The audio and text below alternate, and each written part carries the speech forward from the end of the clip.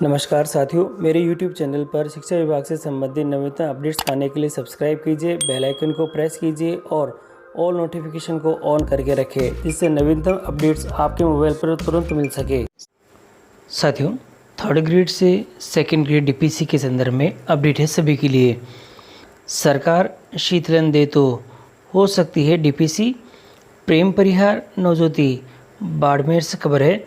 शिक्षा विभाग में गत 3 सत्रों सत्र 2020-21, 21-22, 22-23 और 23-24 की बकाया DPC नहीं करने से एक और शिक्षकों में नाराज़गी का माहौल है। वहीं सरकार भी चुनावी माहौल में चुनावी मोड में नाराज़गी दूर करने की कवायद कर रही है। अध्यापक से वरिष्ठ अध्यापक पदोन्नति नहीं होने से कई भर्ती में चयनित शिक्षकों को भी पदस्थापन करना मुश्किल हो गया है और यहाँ दे रखा है क्योंकि प्रारंभिक शिक्षा विभाग में पद ही खाली नहीं है।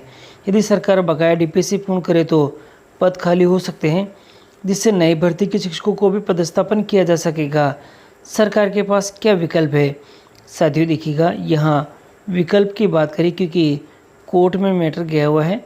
और विकल्प क्या है तो विकल्प के यहाँ पर बता रखा है, राज्य सरकार सरकारी कर्मचारियों को वर्ष में 2 बार पदोन्नति करने की अपनी उपलब्धि के तौर पर चुनाव में प्रचार करना चाहती है, लेकिन वर्ष में 2 की जगह 1 DPC भी पूर्ण नहीं होने से अध्यापकों में निराशा है।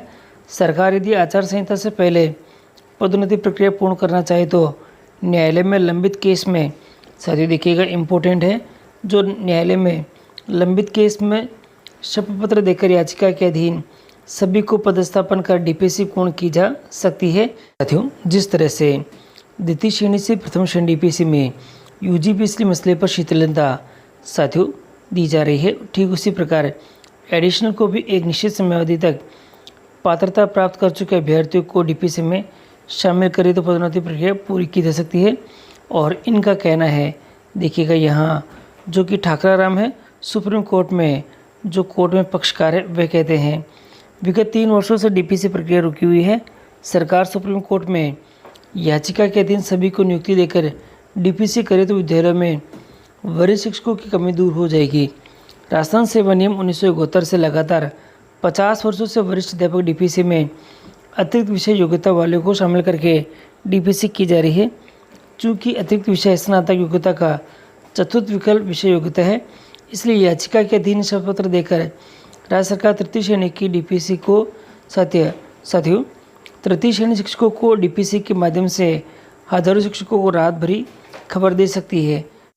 साथियों, इसी प्रकार और अपडेट है, क्यों लंबित है DPC तो यहाँ दे रखा है। दरअसल शिक्षा विभाग में आज तक हुई DPC में अतिरिक्त विषय से स्नातक उत्तीर्ण अभ्यर्थियों को वरिष्ठ अध्यापक के लिए पात्र माना गया है। हमेशा ऐसा चला रहा है, परंतु सरकार ने बिना सेवा नियमों में संशोधन किए एक कमेटी के फैसले को हवाला देकर DPC में अतिरिक्त विषय स्नातक उत्तीर्ण अभ्यर्थियों को अपात्र करार दिया है। फलस्वरूप अतिरिक्त विषय से स्नातक अभ्यर्थियों ने न्यायालय की शरण ली है। उच्च न्यायालय की एकल पीठ ने DPC पर स्थगन दे दिया है। सरकार स्थगन के खिलाफ खंडपीठ में गई है। खंडपीठ में एडिशनल को शामिल करते हुए बंद लिफाफे में DPC करने पर सहमति दी, लेकिन अतिरिक्त विषय से स्नातक उत्तीर्ण अभ्यर्थियों ने उच्च न्यायालय की शरण लेकर बंद लिफाफे में DPC का विरोध कर स्थगन ले आए हैं। इसी कारण से ये DPC अटकी पड़ी है। इसलिए मामला सुप्रीम कोर्ट में ठाकरा राम बना राजस्थान सरकार विचाराधीन होने के कारण सरकार पदोन्नति की प्रक्रिया को आगे नहीं बढ़ा पा रही है। तो साथियों, ये तो है मैटर। और पदोन्नति का असर क्या है, देखिए यहाँ दे रखा है। समय पर पदोन्नति नहीं होने से विद्यालयों में विषय अध्यापकों के पद रिक्त हैं। वरिष्ठ अध्यापकों के कुल 80,821 पद स्वीकृत है, जिसमें से 56,910 वरिष्ठ अध्यापक कार्यरत हैं, जबकि 23,912 पद खाली है। शिक्षण व्यवस्था चरमराई हुई है।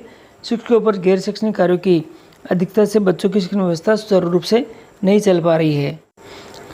साथियों, ये जो अपडेट्स है आपके सामने हैं कि पदोन्नति क्यों अटकी हुई है और सरकार के पास विकल्प क्या है।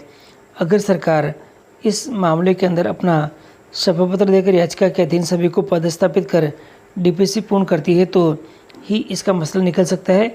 और ये जो 3 से 4 साल की जो DPC है, ये भी पूर्ण होने के आसार हो सकते हैं। तो साथियों, DPC के संदर्भ में अपडेट के लिए चैनल पर बने रहें, जिससे कि आपको सभी अपडेट हमारे चैनल के माध्यम से प्राप्त होते हैं।